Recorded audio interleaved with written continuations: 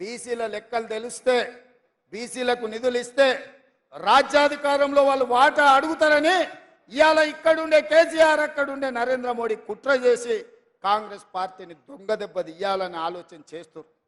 అందుకే మిత్రులారా, మీరు మోడీకి ఓటేసినా కేసీఆర్కి ఓటేసినా ఒక్కటే, వీళ్ళిద్దరు ఒక్కటే తోడు దొంగలు.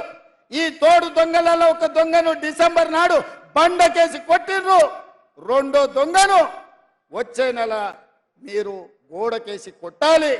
మే 13 తారీఖు నాడు గోడకు మేకు దిగినట్టు బీజేపీలను కోదండమేసి కొట్టాలి, బీజేపీని ఓడగొట్టాలి. ఎందుకంటే 10 ఏళ్ళు మనల్ని ఏలిన నరేంద్ర మోడీ మనల్ని మోసం చేసిండు. మన ఖాతాలో 15 లక్షల రూపాయలు పేదోళ్ళకి వేస్తాను ఇవ్వలేదు, ప్రతి పేదవాడికి ఇల్లు కట్టిస్తాను ఇవ్వలేదు, 2 కోట్ల ఉద్యోగాలు ప్రతి సంవత్సరం ఇస్తానని 10 ఏళ్లలో 20 కోట్ల ఉద్యోగాలు ఇవ్వాలి. ఒక్క ఉద్యోగం కూడా ఇవ్వనందుకు నిరుద్యోగ యువకులు నడుం బిగించాలి, మోడీని ఓడగొట్టాలి.